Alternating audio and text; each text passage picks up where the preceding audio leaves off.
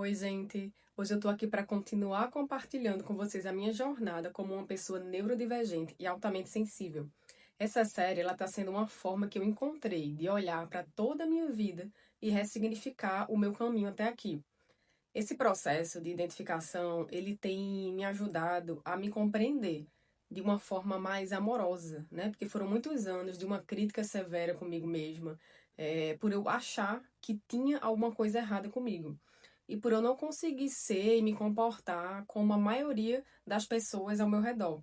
Então, nesse vídeo, eu vou falar especificamente sobre o autismo, que faz parte, né, da identificação que eu recebi após uma investigação minuciosa com uma profissional especialista no assunto. E mais uma vez eu reforço que aqui eu vou falar muito sobre a minha experiência, sobre as minhas descobertas e sobre como eu venho me enxergando diante desse meu processo.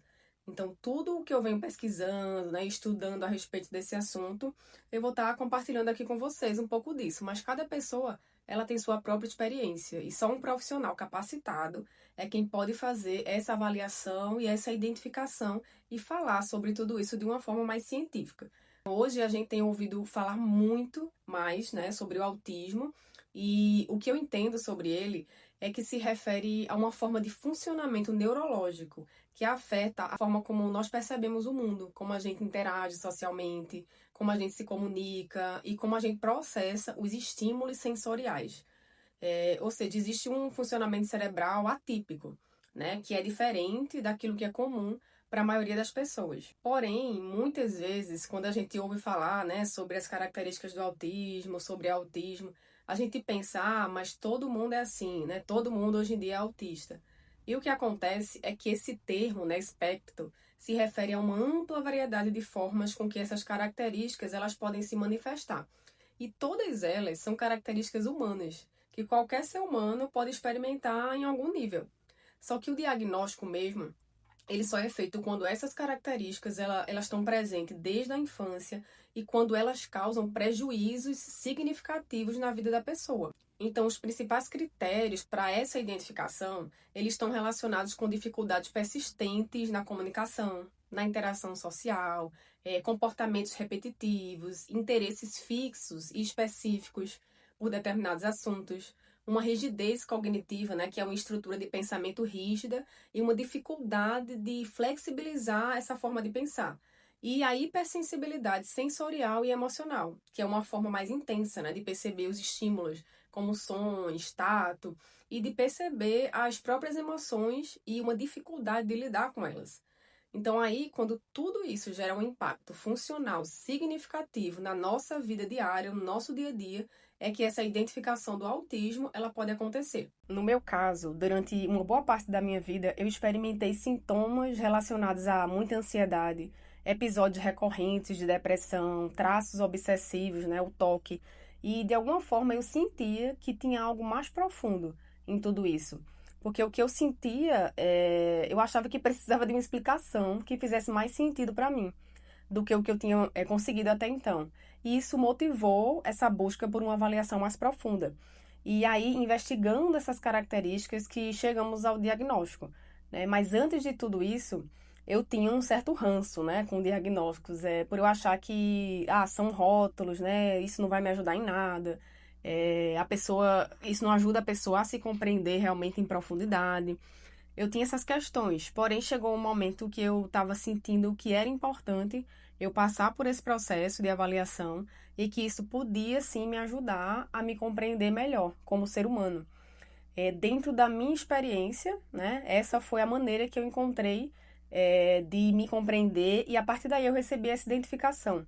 A gente foi voltando lá na infância para identificar sinais do espectro, né? E algumas coisas que eu achava que era natural da criança, na verdade fazia parte dessa forma diferente de perceber o mundo ao meu redor, principalmente por ter um impacto muito profundo na forma como eu me sentia diante do mundo.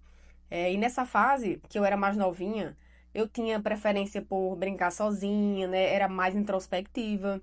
Tinha coisas que me incomodavam assim intensamente, como barulhos, muitas pessoas falando junto ao mesmo tempo. Eu lembro de um dia que eu estava com as minhas irmãs em casa e com a nossa babá. E elas estavam ouvindo uma música muito alta. E nesse dia eu fiquei muito irritada, com muita raiva.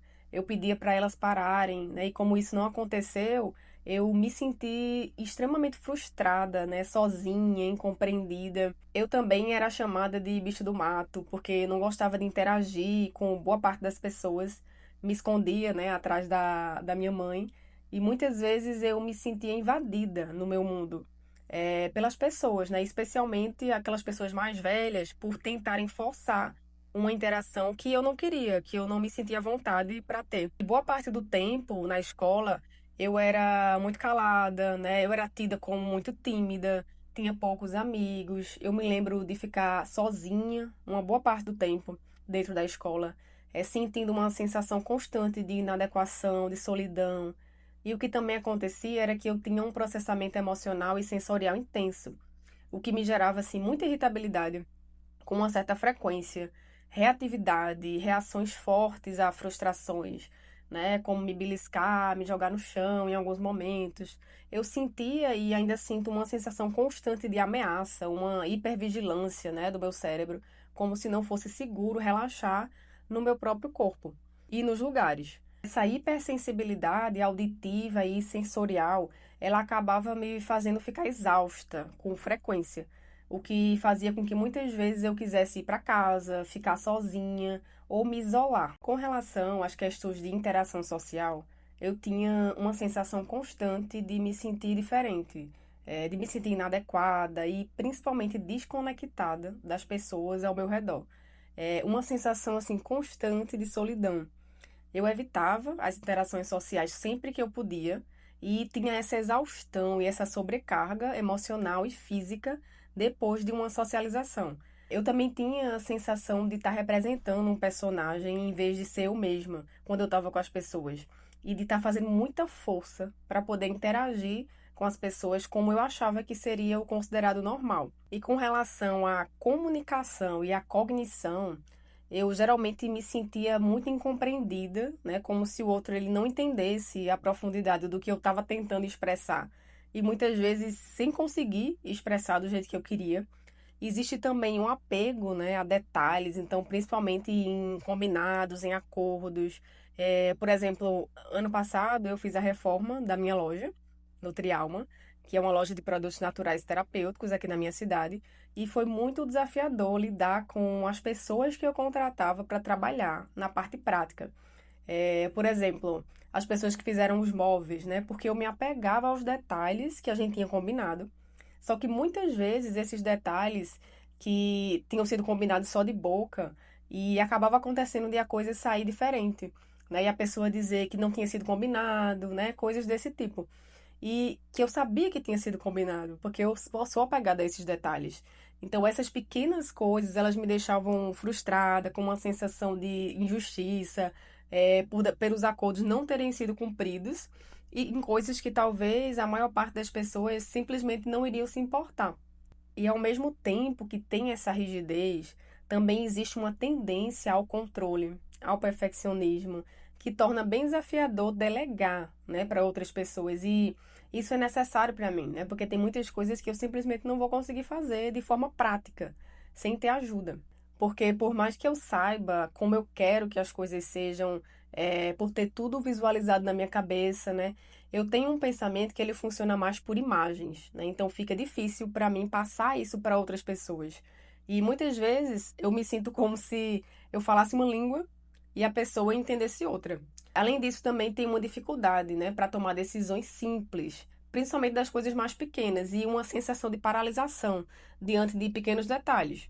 Também por ter o pensamento muito complexo e minucioso, né? O que torna uma pequena coisa uma coisa gigante por eu pensar, né, o meu cérebro pensar aí em todas as mínimas possibilidades. E o que aconteceu comigo é que no final da reforma eu tive um processo de exaustão mental e emocional.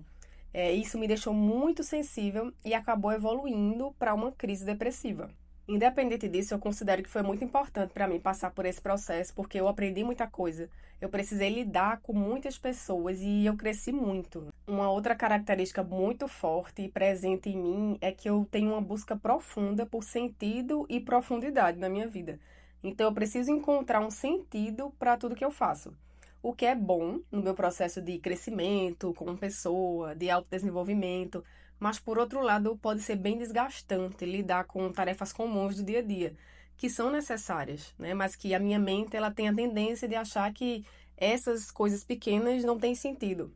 A minha identificação, ela foi de autismo de suporte nível 1, que é um nível que indica que eu tenho autonomia funcional, mas preciso de apoio leve e adaptado em áreas assim como interação social, gestão emocional, sensorial e organização prática das coisas do cotidiano. Reconhecer essas características me permite deixar de lado, aos poucos, essa autocrítica excessiva que eu tinha, né, e cultivar uma nova forma de cuidado comigo mesma, né, mais compassiva, mais respeitosa, entendendo a minha maneira única de funcionar no mundo e respeitando isso. Essa foi um pouco da minha experiência, né, com o espectro autista, e eu fico curiosa para saber de vocês que chegam até aqui, se vocês se identificam com esse processo, se essa partilha esclareceu para vocês, né, pontos importantes sobre esse tema e se te ajudou de alguma forma, né? Pois é isso que é uma das coisas que me move, é compartilhar experiências e conhecimento